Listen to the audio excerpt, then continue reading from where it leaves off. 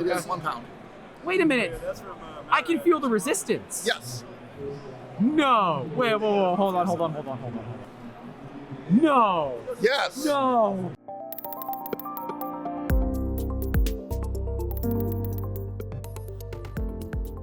We're at the airport, and it might be a little bit odd. Sorry if the audio sucks, but where are we going? Baltimore. And then where are we going? Baltimore. Philadelphia. Right. And then where are we going? Baltimore. New Jersey. Then where are we going? I'm getting it all wrong. Then where are we going? Aberdeen. Okay, then where are we going? Oh my God, this is too many questions. It's Bel Air. We're going to Bel Air. Jesus. Because you got involved with a couple of kids that were up to no good. They started making trouble in your neighborhood. We're going to the East Coast RepRap Festival, but we're flying in a couple of days early because I actually have to go scan the Philadelphia Flyers, so why don't you guys come along with us? We'll show you what we can. I don't really think we can show you scanning the Flyers, but, you know, we'll have some fun. And there's a Micro Center nearby. We're gonna go to a Micro Center. I'm excited for a Micro Center. It's been many years. All right, plane time. We'll see you guys in a bit. Let's go to ERRF.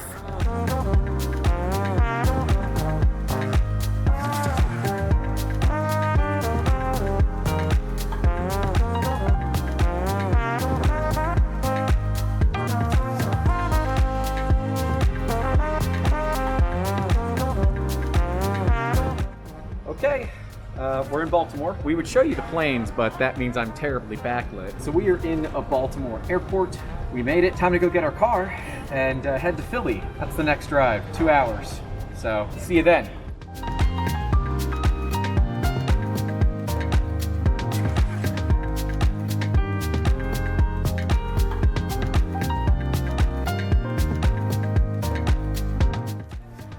We are at what is probably the most controversial street corner in all of Philadelphia. We got Pat's King of Steaks on one side. We got Gino's Steaks on the other. Gino says they're the best, but Pat says they're the king. Who will reign? Well, there's Gino's. Pat's already in the car. So let's go eat some cheesesteaks.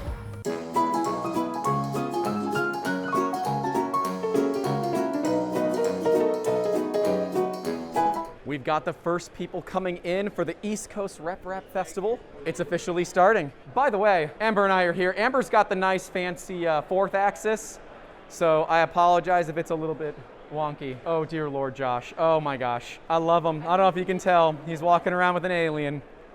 Beautiful. We are at the Printed Solid booth. We got Dave. Hey, how's it going? Dude. This is awesome. It's so glad to finally meet you in person. Yeah, it's been kind of crazy for what, last 3 years? A little bit, yeah, a little bit crazy. You have all your colors on there, don't you? Yes, I do. So we got them all, we got it well represented. Jesse's been doing really well, so it's great. My bank account knows that. My bank account knows that. Yeah. Seriously, effectively, you're the sole supplier for 30 Musketeers. I think you bankrolled my new kitchen, so it works I thought that was Prusa. But are you also giving me airheads if I buy Filament today? No airheads. No, I'm gonna buy it and have it shipped. I have to go through Maryland's. Oh, that's right, the food system. Food system. Maryland is weird about that stuff. You're not allowed. You're not allowed, basically. So don't do that in Maryland, right? But I'm good in Delaware. You're good in Delaware. You're doing tours tomorrow, right? We have shop hours tomorrow from 4 to 7, so people can come in and look around and stuff like that. And we'll give little mini tours and things along those lines for everybody. Figure I'll stop by. I have to. Oh yeah. I've always wanted to come up here and visit you guys and talk with you in person because we've talked together. We chat online. Yeah. It's not the same as being able to shake your hand. Do it officially. Yeah, officially. I'm so glad to see you guys here. Of course, you're here. And you have 0001. That is correct. And if you go through, I have all my other guys here. If you look at their badges, I got 2, 3, and 4. That is the order that I hired them. This guy gets my humor, and I like this. The other humor is, I am officially owned by Prusa. Officially, yes. And as you know, and they have the booth next to ours. Yes. So if you look at our display, I start from the most unmodified Prusa, and then I work my way down to modified Prusas, and then it's just all Voron. It's Voron land, yeah. So very subtle. That way I can kind of cover the gamut. That's what I'm all about. Anything that you can tell me here or that you can tease here? Nothing that I can say is crazy from Printed Solid. Prusa's always got a ton of stuff going on. Well, that's Friday. We already know that.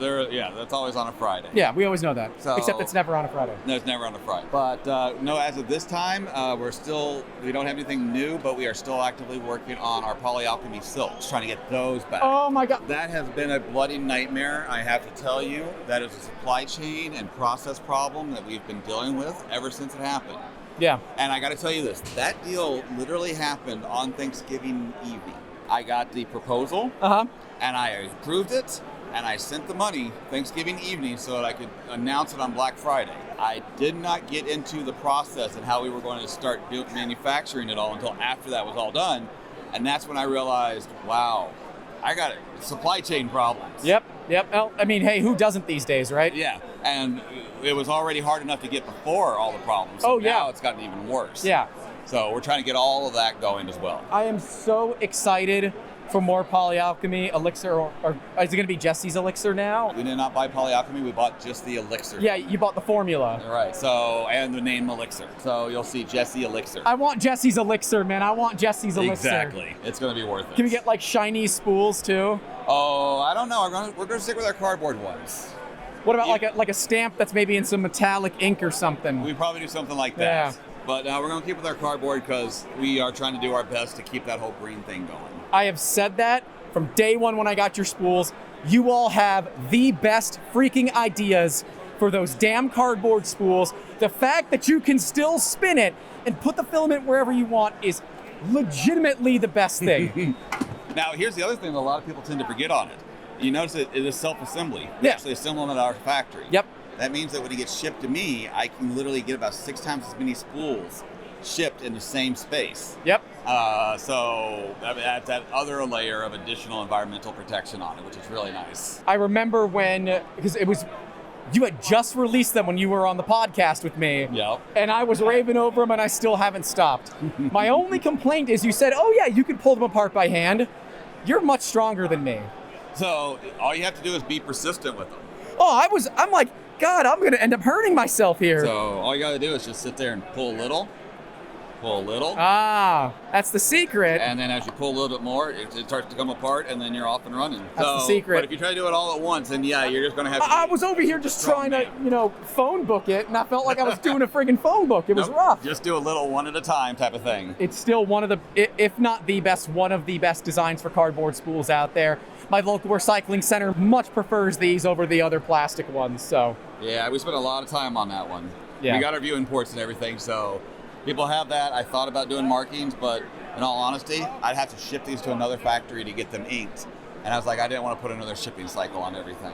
Hey, trying to keep the cost down for the consumers, that's what I've liked. And cost and environmental impact. Right, carbon footprint becomes a real problem. So, exactly. Dave, thank you so much for taking some time to talk with me. Seriously, dude. Thank you. Enjoy the show. I'm so excited.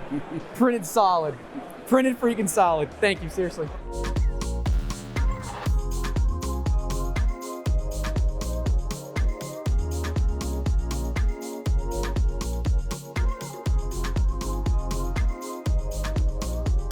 We are over at the Microswiss booth, and we met a long time ago when the entire Microswiss team randomly walked in to our retail store when we had one and just blew my mind. I will never forget that. It was absolutely amazing.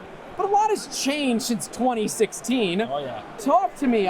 These are some absolutely amazing extruders, and of course, congratulations on the latest win with John from Proper Printing. You guys took away the win for the best extruder, or at least the strongest one. So talk to me about this thing. Yeah, so like you said, we did a man before, but it was when we were just 3 of us. Now we obviously growing. And, this is the brand new extruder we released a few months ago. The way we designed this extruder is to be able to be mounted on a wide range of different printers, just because it's has a flat mounting. Nice flat, yep. Mounting back, and the motor sits at a 45-degree angle. It's basically puts away from all the mounting issues, so it's always out of the way. Also, it's not hanging on the front like some other creating a lot of the bending. I don't know what it's called either, but I know what you're saying. And then it has a 1-to-3 gear ratio. Yep, and So- those gears are just beautiful. Yeah. Are those done in-house as well? It's done in house, and thing is right here. It's making. Oh, hey, look at that, right on time, right on time. It's a one-piece design. Wow. Machines one spits out from the machine as a one-piece. Is this hardened steel? Hardened steel? Yeah, it gets hardened to I believe 64 rockwells or something like that. Whoa, Yeah, that's spicy. Yeah, so it's really hard. That's why it took a win. It's very sharp, very hard, digs into filament really well. And the newest thing we are working with collaborating with A3G Oh, to have baby. the Revo options as well. Still in making, still in development, but it's coming soon. I'm a big Revo fanboy. Yeah, I've I've seen your videos. I know that you do like them. I've had those Obsidians for a couple of months, and oh, they're so good. Yeah. I love these. I remember when this first came out, and I said, that's interesting. I've never seen anybody else do it. It's either going to work really well or it's going to absolutely suck. It's at a 45-degree angle. It's all tilted. Everything's exposed. But damn it, if it's not engineering porn, it just looks good.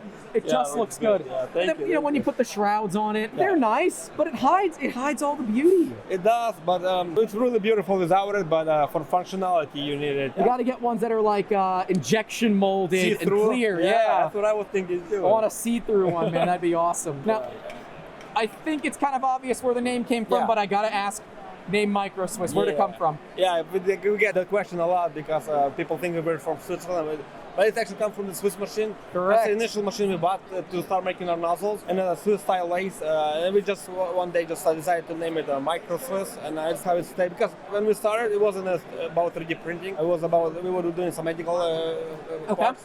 And then we got into 3D printing, but we decided not to change the name and keep the name the Microswiss. Yeah, we just like we love this stuff, so we don't care about any other medical automotive. We had a lot of people coming and asking because we as a machine shop. But we love this stuff. We love the community. We love the whole idea about entry-level printers, and we like it a lot.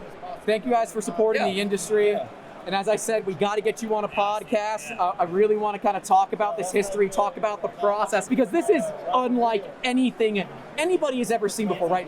Direct drive extruders, there's only a few ways you can do them. Yeah. And you said, how about we make a new one? Let's just throw all the things that we've done out the window, the things that have worked really well for years. Throw them out the window. Let's design something brand new. Let's piss off the right people. And I like that about you guys. You're not against just making some noise when you need to and make a damn good machine in the process. We have a lot of potential with this, so we're gonna focus on this a lot moving forward, and also do nozzles. That's also our bread and butter. Nozzles are good. And we do use high quality stuff, high quality material. It's all sourced from the US. It's all US material. And you're leaving that nice machine finish on there, the fly cut. Now, what's the future? Can you tell me anything coming up that something main, fun? Yeah, the main future will be to adapt this to as much printer as possible. Okay. Yeah, we have a whole list of printers. We're going to be making adaptation plates. That's going to be our upcoming future for a few years. That's where we're going to start adapting this, obviously improving, collaborating with other companies. We have a few other ideas to collaborate. So to make this a drop-in for as much printer as possible and make it easy for people to upgrade, to switch to direct drive. So that's basically our near future. And there are a few other projects we have in, but that's probably going to come in later on. Yeah. Well, I got to get my hands on one of these here pretty soon because these things they're amazing. I want to put it on a Wham Bam Mutant so I can move it around a lot. But then try it out with different materials because flexibles, I'm told, on this is pretty much set and forget. Yes. Yep. We've been running flexible as fast as PLA almost. Well, seriously, thank you so much. Thank you too. I appreciate it. Yes, definitely.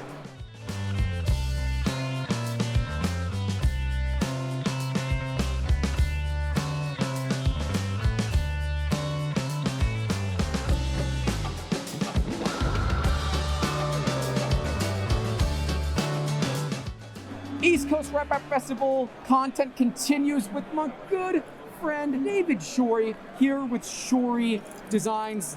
Dave, you have honestly some of the coolest damn prints because I know the amount of effort you've put into it. Thank you. Seriously, walk me through some of this. We've known each other for 2 years now? Yeah, something about that. But we've never met in person, so officially. Yes. Good to meet you. Good to meet you, sir. But talk to me about what you do, and we've even been a podcast So the guest, simplest way, I put down a little bit of a step-by-step guide here. Okay. So you print 2 layers. Yep. Then you pause the printer. Could be any printer, anything. I've started out with a Monoprice Mini. Pause, tape down it with just blue tape, resume the printer, and as long as it's a mesh or like this is screen door mesh. Literally screen door mesh. Literally screen door mesh from Home Depot. Organza works good. A regular mesh works good. Just the noise of that. Yeah. Like the noise is just so good. Here we go. Get that ASMR. Yeah. So that one's good. Oh yeah, that's And then once you resume the print, it oozes through the plastic. and fuses to the layer below it, right? Yeah.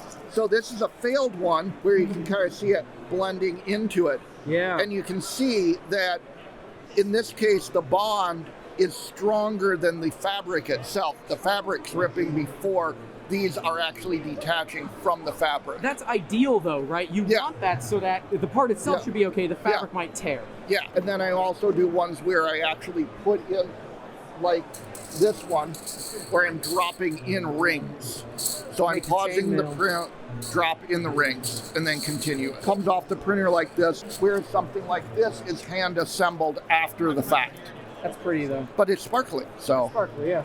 you know. That's not caught my attention. And then this one is another one where I print in place and I drop the rings, but it's super complicated. And you've done... And fill this one. Okay. What? Wait, that's 3 rings deep, isn't it? Yes. Man, you are one patient individual. That's amazing. The one that took me a lot of patience was this. This came off the printer like this. I had to figure out how to connect these. They're only connected by this ring underneath it. Right. And that's how everything is joined together. So this was an earlier prototype of the same thing. So they tuck underneath. You can also embed other objects, like mirrors. Okay. So this actually has the print on there.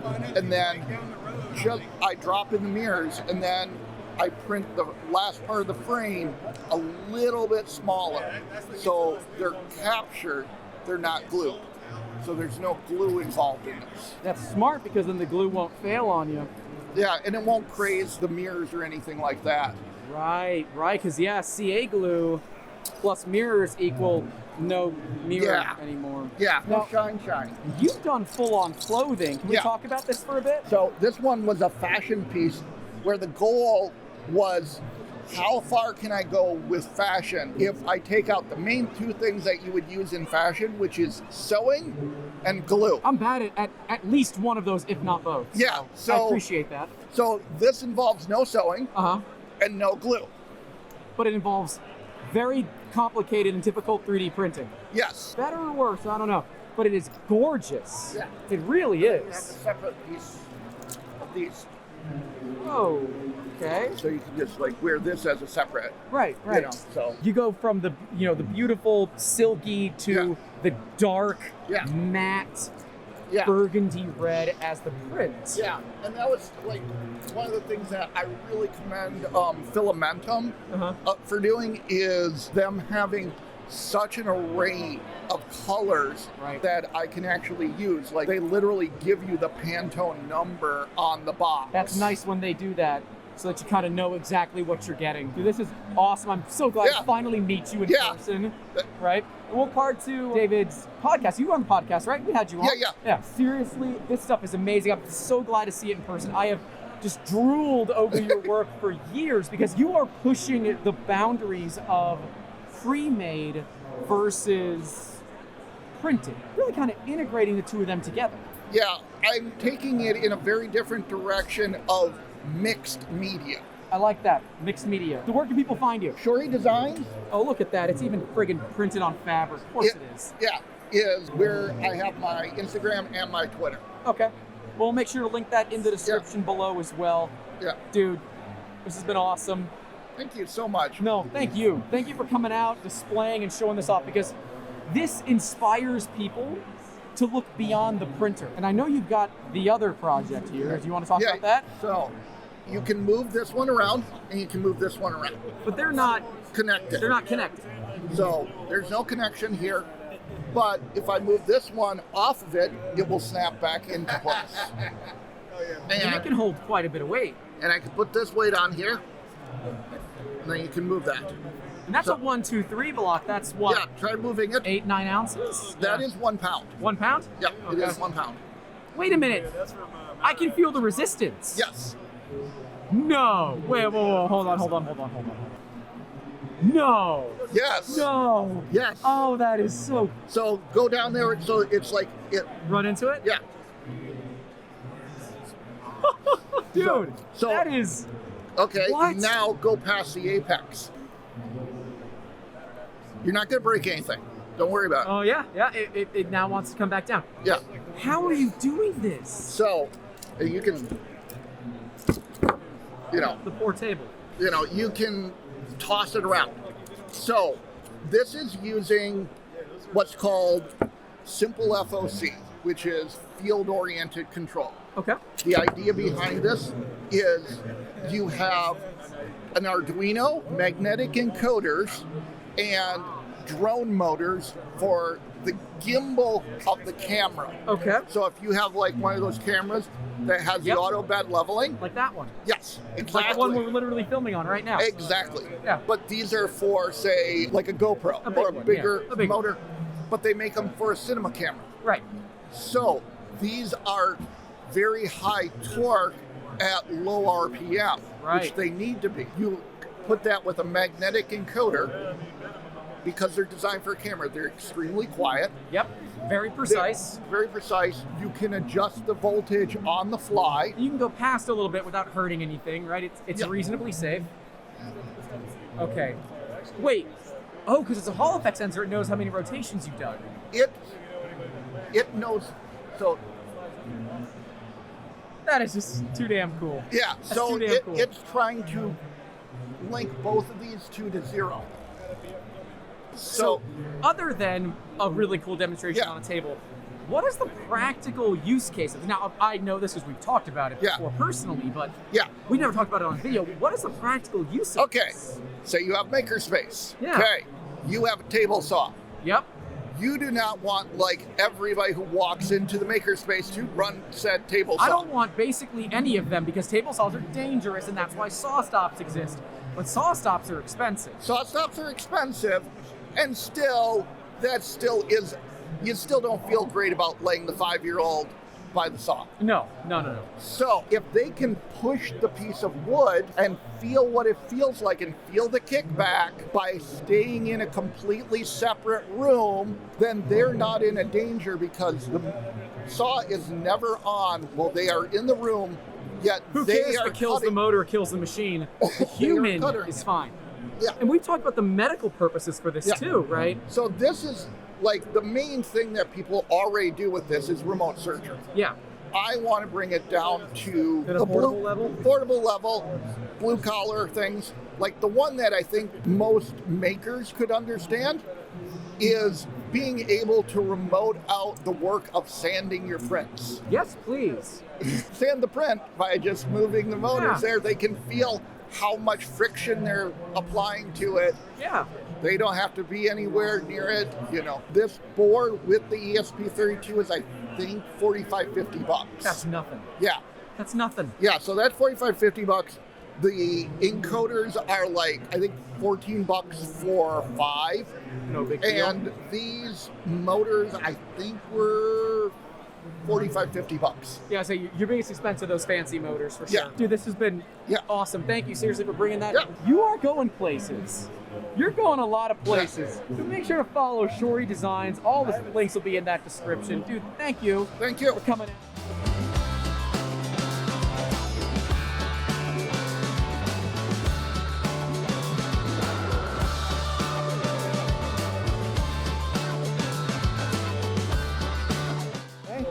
We are here at ERRF. I got my buddy Pooch. ERRF 22, ERRF 22. the 5th annual. My first.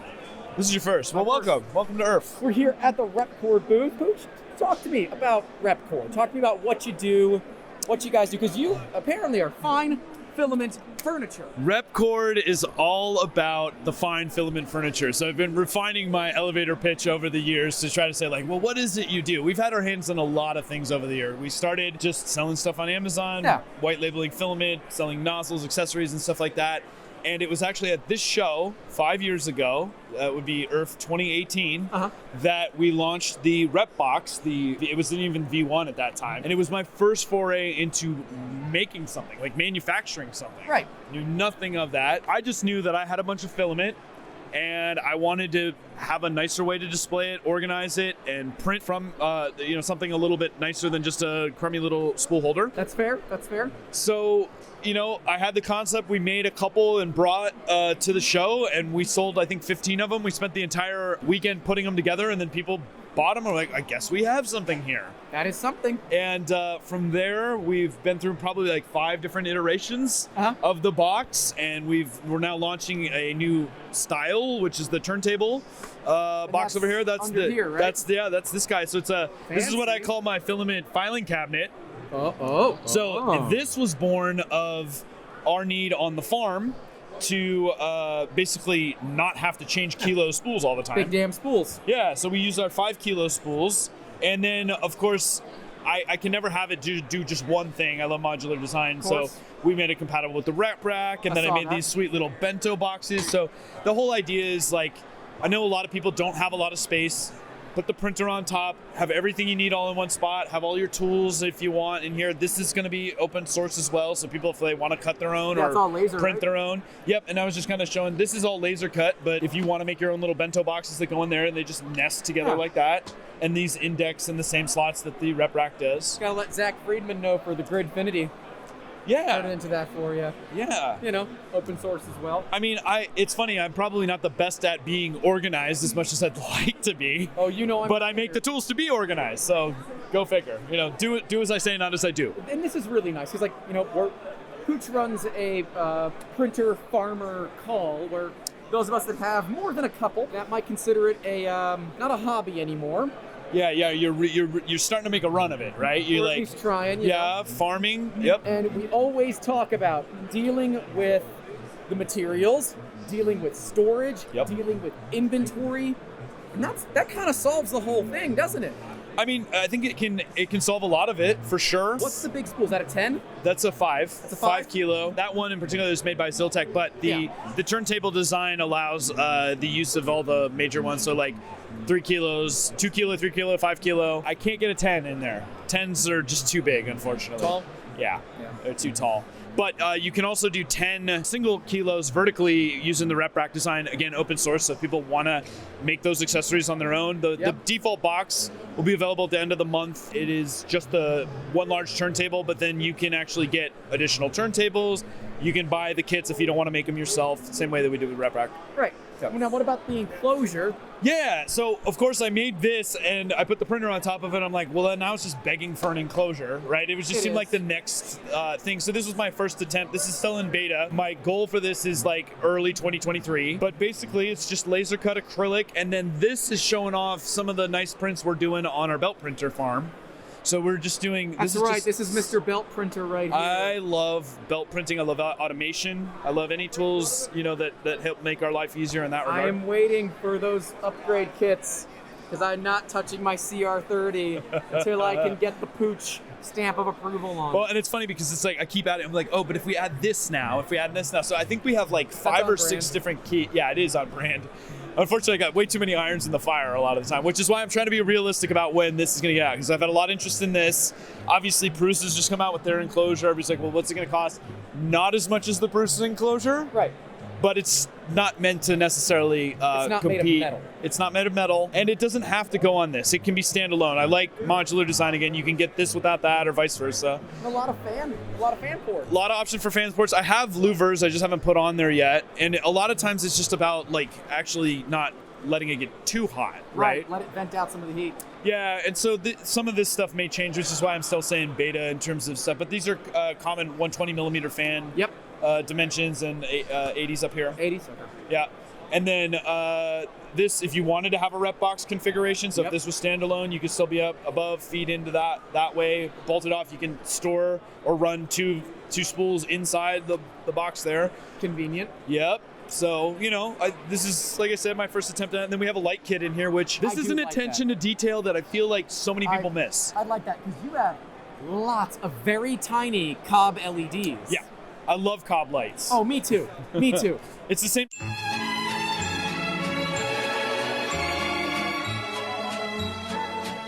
I love cob lights. Oh, me too. Me too. It's the same stuff we use in our lit kit.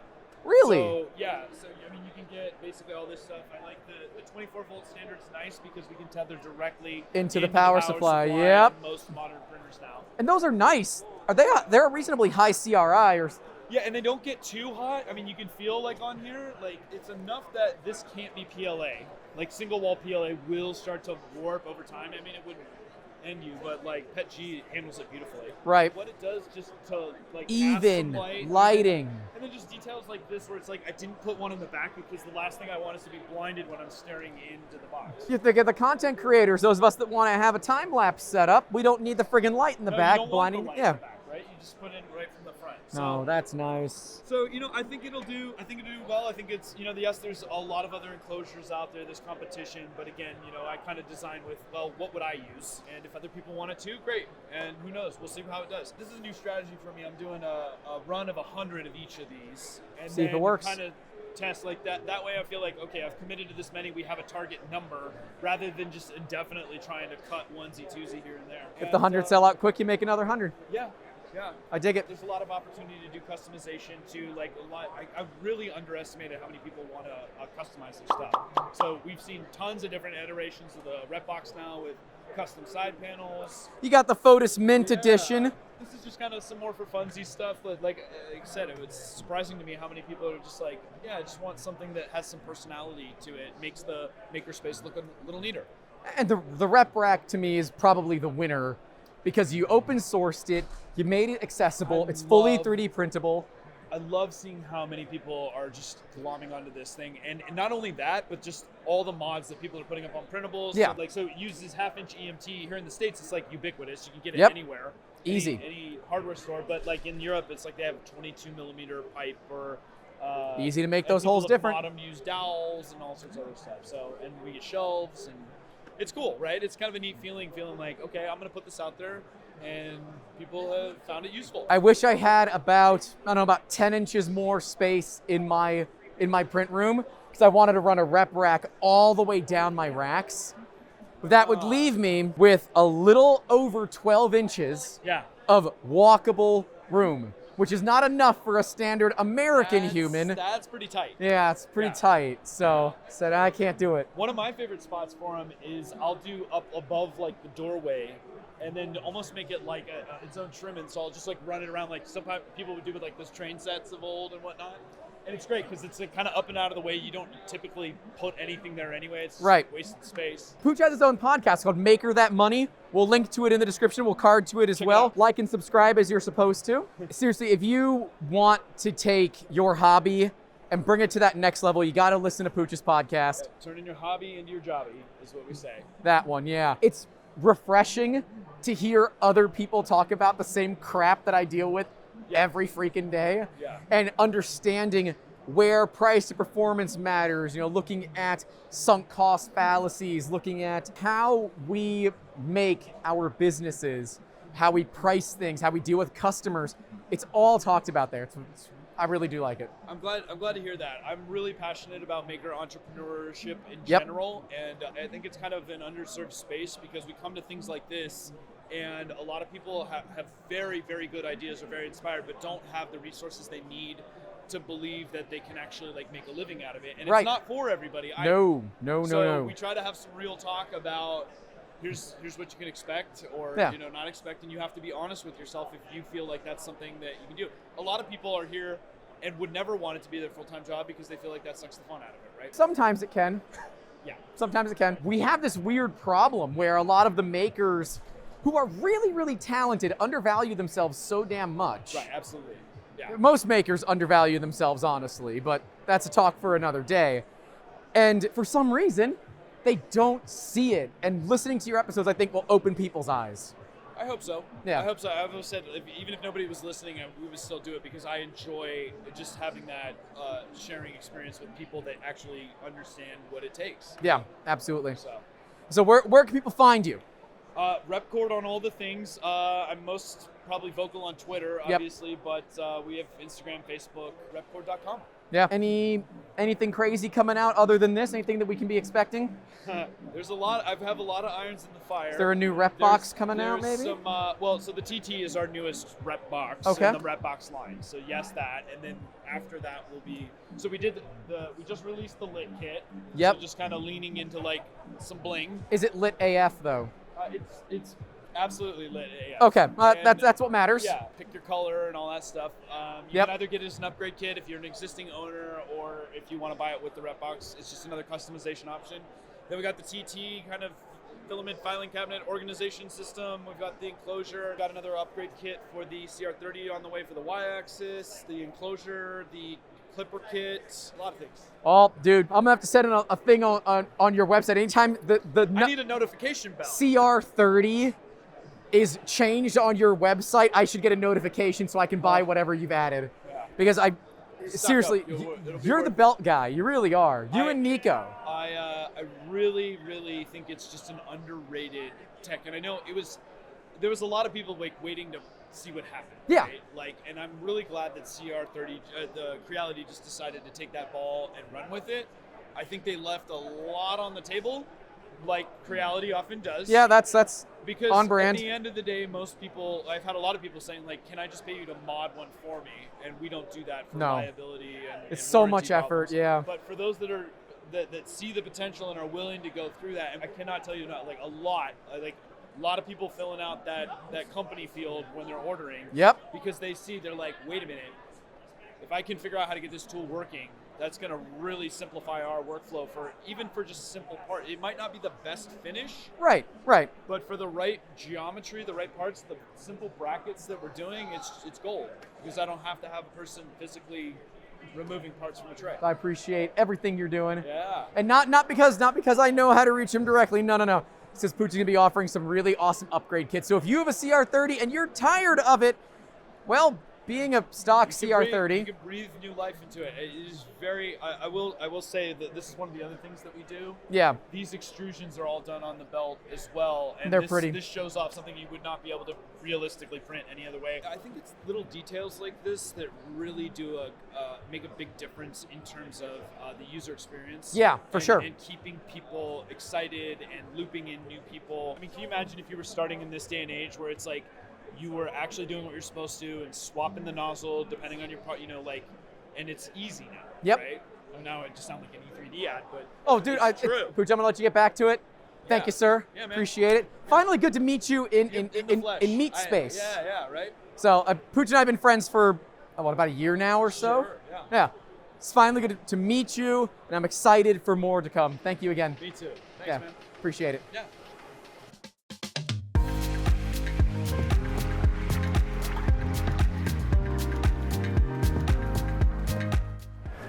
We're at the Lightburn booth, and if you don't know Lightburn and you own a laser, what the actual hell is wrong with you? Seriously, Lightburn has changed my life when it comes to laser cutters, and if you've been in the industry long enough, you might remember RD Works. And if you do remember RD Works, I'm sorry, and if you still use it, you might be a little kinky, and I'm not here to kink shame on that. It's also fun to make these guys weirdly uncomfortable. We're here to... yuck on their yum. Hey, we're here. But we're here to talk about Lightburn. And Lightburn, you guys are doing some awesome stuff, not just also hiring all of my friends, which, by the way, congratulations on that. Thank you. You guys now have Galvo support. We do. And you're the only people here that are telling me my business cards suck. Did we say that? Kind of, yeah. I don't recall saying that. It's totally fine if they... It was implied. We know there are problems with my laser. You all are the ones that actually can easily say, oh yeah, it's this, go do that, and you got it fixed. That's my job. That's his job. Colin is, is it? Our head of support. Yes. And I am our head of development. Mine's all hardware. It's not software related, so... I still know how to support it, to a degree. Oh, well, I'll be emailing you then. Sure you will. As long as it runs Lightburn, then we support it. If it doesn't run Lightburn, I'm sorry, but we're just going to have to ask you to leave. All right, so talk to me about Lightburn. The elevator pitch is Lightburn, as our tagline states, is better software for laser cutters. So I started with RDWorks. I had a Chinese import laser. I used the software for a couple of days and instantly hated it. Yep, that's about right. And being a software developer myself, I felt there was a chance that I could do a better job, and that just got really out of hand. Here we are 5 years later. Lightburn is effectively at feature parity or better to RDWorks, which is the software we originally intended to replace. You're way better. We are also offering support for G-code systems and now fiber laser systems. So if you have an EasyCAD 2 based fiber laser, Lightburn will support that as well. The software has design features built in. We can import most modern file formats like Illustrator files, SVGs, DXF, image files. We do tracing within Lightburn. We do image engraving. I swear I use the image trace feature of Lightburn more than I use my laser.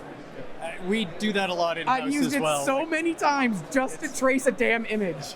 It's so useful. Yeah, and we have a really strong focus on usability, so things like drag and drop, copy and paste. Yes. You know, just the ability to move artwork around quickly. The tiling and patterning and focus on the user experience has always been a big one for us, and just trying to make sure that the software is out of your way as much as possible. Right. So lots of hotkeys, you know, very, very rapid interaction, quick navigation, that kind of thing is all stuff that we strive for. We don't want to get in your way as far as being creative goes, but we also want you to be productive. So we've implemented features for both of those things. Whether it's like the cut library, sublayers, you can just take, you know, what you know works, throw it onto a bit of geometry, and you're off to the races for settings that you already know are established. You're not trialing and erroring, and we have tools to trial and error as well. I know I'm not using Lightburn anywhere near to its potential. I'm pretty certain I was within the first 10 customers. Okay. I'm like, wait, another software? Done. I'm out. RDWorks, you're fired. Someone else came in. It was Lightburn. I've never looked back. It is the easiest subscription service that I pay for every single year. We appreciate that. It is. I love everything about what you guys do because you have made my laser actually useful. Nice. And usability is important to me. Oh, it's important to a lot of people. You'd be surprised. No, I want to struggle constantly. Maybe I'm just gonna get rid of all my Prusas because I don't like things to work. Earlier. We've got a Galvo fiber laser here. We do. Can we? We have something loaded. Can we do some stuff? Fire the laser.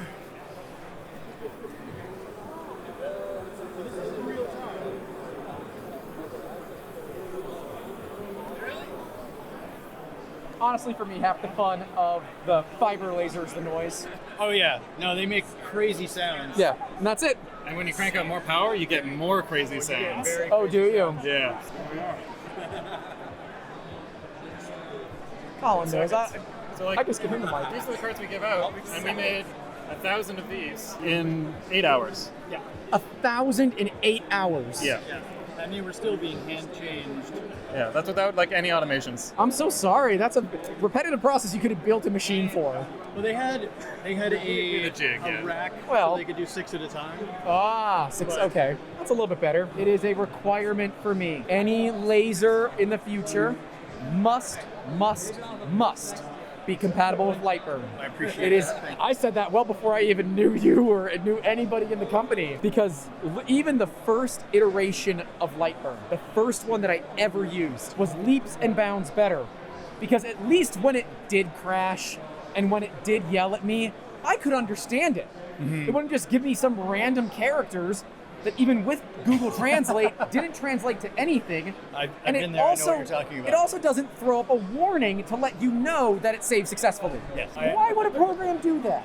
I remember that one. I actually Google translated that myself and found out it says file saved successfully. When you save an RD file, it pops up a box and it's got Chinese characters in it and it says file saved successfully. But it has a little warning label. I panicked and I was like, what have I done? What have I done? Yeah. Wait, so it's not part of the employee hazing process to not force them to use RDWorks? No, I had to use RDWorks. So I got onto the beta program for Lightburn way back 4 or 5 years ago before it was offered. I just bought a laser, a big CO2 130 watt gantry, and I was going to make these maps. And I started using RDWorks, and I was getting like 4 or 5 a day, and it was crushing me. And through the grapevine, I found out about Lightburn, ended up on Lightburn, and I bumped it up to 10 a day. And then with some process improvements, I was making 20 a day. You know, like going from 5 to 20 is a huge change in income, literally income. Big money. I ran my shop professionally for 3 years, and then that contract went away, which sucked, yes, but I got to do that for 3 years. I got to use Lightburn to make a living, and now I'm also using Lightburn to make a living. Just in a slightly different way. A little bit different. Now they're the ones paying you.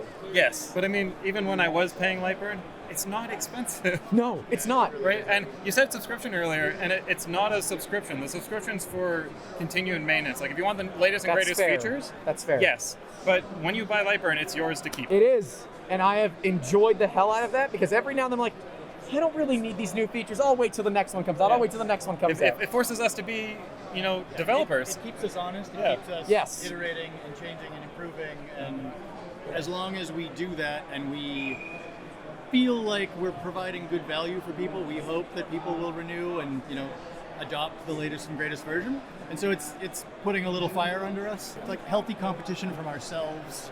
I'm just waiting to cut an $85 check so I can use a fiber. It's got to figure out getting the fiber laser. Baby steps. That's always the problem. Baby steps, right? Yeah. You're welcome to buy the license. But I can't do anything with it.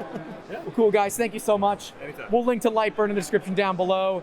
Seriously, go check them out. They've got awesome products. If you own a laser that can use it, they're not paying me to say this. Get Lightburn. Thanks for hanging out. Thank you. Jeez! Oh my God, it's Courtney from Filament Stories. That is a tiny camera. There's a computer inside of a wheel. Look, it's the real Sam Prentice. How are we doing? Yeah, just hanging out. So Okay. You look really tired. I always look like this. All right. It's the XL.